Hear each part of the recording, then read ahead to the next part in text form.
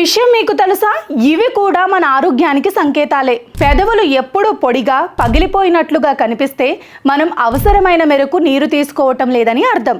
అలా కాకుండా పెదవులు ఎప్పుడూ తేమగా సున్నితంగా ఉంటే శరీరంలో తగినంత నీరు ఉందని, విటమిన్లు ఇతర పోషకాలు మన శరీరానికి సమృద్ధిగా అందుతున్నాయని అర్థం చేసుకోవచ్చు. గోళ్ళు మరీ పెలుసుగా మారి సులువుగా విరిగిపోకుండా బలంగా ఉండటం, జుట్టు కూడా నల్లగా బలంగా ఎక్కువగా ఊడిపోకుండా ఉంటే మంచి ఆరోగ్యానికి సంకేతాలుగా గుర్తించాలి. మనకు మధుమేహం ఉంటే చిన్న గాయమైన అతి త్వరగా మానదు. అలా కాకుండా చిన్న చిన్న గాయాలు త్వరగా మానిపోతున్నాయంటే రోగ నిరోధక వ్యవస్థ సక్రమంగా పనిచేస్తున్నట్లు గుర్తించాలి.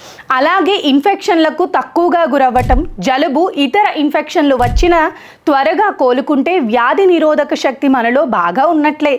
ఎలాంటి అవరోధాలు లేకుండా ప్రశాంతంగా రోజు 7 నుంచి 8 గంటలు నిద్ర వస్తున్నా మనం ఆరోగ్యంగా ఉన్నట్లే. నిద్రలేమి వల్ల కూడా అనారోగ్య సమస్యలు వస్తాయి. అలాగే నిద్ర లేచిన తర్వాత అలసట, తలనొప్పి, తల తిరగటం వంటి లక్షణాలు కనిపించకపోతే మనం ఆరోగ్యంగా ఉన్నట్లు భావించాలి.